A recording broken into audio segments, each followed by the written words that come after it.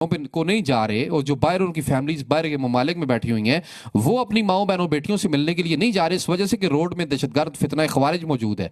तो आप इस रोड को क्लियर क्यों नहीं करते? इस इलाके से पाकिस्तान की फौज और पुलिस भाग चुकी है। यहाँ पेट्रोल 1200 रुपए लीटर है, खाने पीने का सामान और दवाइयाँ मौजूद नहीं है, और पाकिस्तान की तरफ से जो रास्ता यहाँ आता है उस पर टीटीपी के लड़ाके मौजूद हैं, जिनसे टकराने की हिम्मत भी पाकिस्तान की सेना नहीं जुटा पा रही। इस बात की जानकारी खुद पाकिस्तान के संसद में दी जा चुकी है। जनाब स्पीकर, मेरे इलाके में ऐसे एरियाज हैं जिसको फौज ने भी खाली कर दिया है। पुलिस तो खाली कर चुकी थी।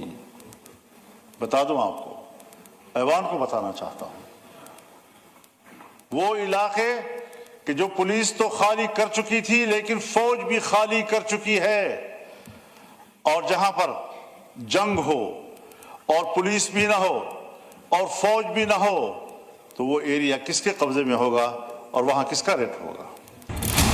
जाहिर सी बात है, पाकिस्तान का राज नहीं है, और पाकिस्तान की जनता को जब से ये बात मालूम चली है वो कह रही है ये तो होना ही था।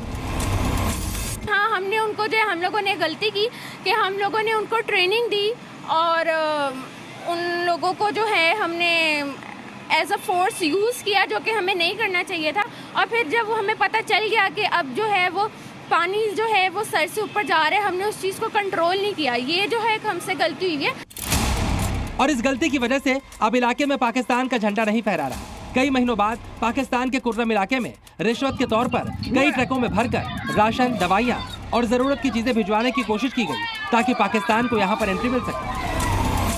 तहसील टल से जिला कुर्रम के लिए 30 गाड़ियों का काफिला रवाना हो गया है। पुलिस के मुताबिक मालबरदार गाड़ियों में अशिया खुरनोश और अद्वियात शामिल हैं।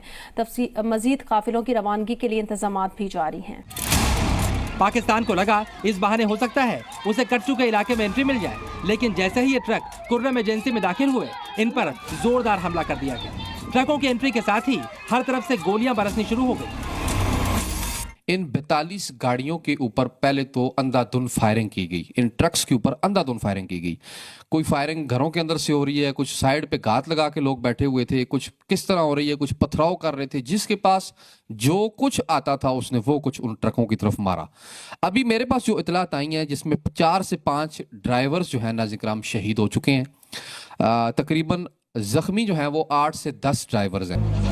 इसके बाद इन ट्रकों को लूटकर इनमें आग लगा दी गई। पाकिस्तान ने इस इलाके में जो दवाइयां भेजी थी वो भी पैरों तले कुचल दी गई। इस 45 ट्रक्स में से तकरीबन 20 से 25 ट्रक्स को आग लग चुकी है मुकम्मल तौर पे। सामान उनका लूटा जा रहा है।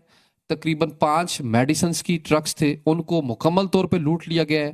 पांव तले मेडिसिन को रौंदा जा रहा है। हैरान करने वाली बात यह है, पाकिस्तान ने काफिले के साथ 10-12 गाड़ियों में भरकर अपने फौजी और पुलिस के जवान भी भेजे थे, लेकिन ये सभी ट्रक ड्राइवरों को हमलावरों के सामने छोड़कर मौके से भाग निकले।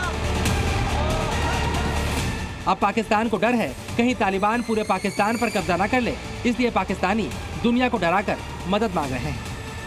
आज अगर वो पाकिस्तान के ऊपर यूँ हमला करेंगे, अगर फॉर एग्जांपल पाकिस्तान के ऊपर जो है वो हमला करके पाकिस्तान के ऊपर कब्जा कर लेते हैं, चले मान लेते हैं, तो कल को क्या लगता है वो पाकिस्तान के जितनी भी रिसोर्सेज हैं उनको यूज़ करके किसी बड़ी पावर के ऊपर हमला नहीं करेंगे। इधर पाकिस्तान के जो हुक्मरान कश्मीर पर जाकर दुनिया में झूठ फैला रहे थे, उन्हें भी पाकिस्तान के लोग सच्चाई बता रहे हैं कि भारत के कश्मीर को छोड़िए, जिस कश्मीर पर पाकिस्तान ने अवैध कब्जा कर रखा है वो भी लाहौर वालों को आईना दिखा चुका है। जैसे लाहौर के हैं, हम लोग कश्मीर जाएं तो वो लोग आप कह रहे होते हैं कि कश्मीर है, ये लाहौर नहीं है, यहाँ वो नहीं होता जो लाहौर में होता है।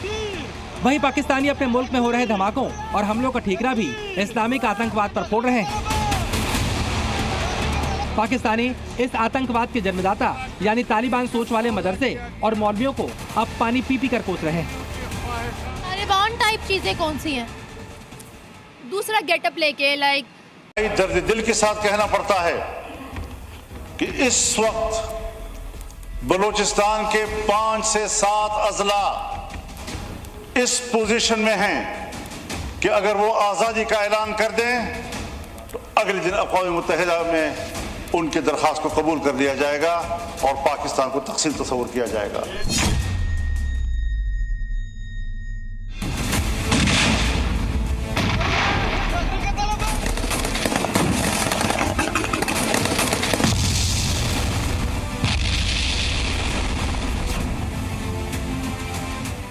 पाकिस्तान की संसद के अंदर पाकिस्तान की सियासत के जाने माने चेहरे और पिछली सरकार में शामिल मौलाना फजलुर रहमान ने आप हमसे जुड़ा रहना चाहते हैं तो कृपया वीडियो को लाइक कीजिए, शेयर कीजिए और सब्सक्राइब कीजिए। धन्यवाद।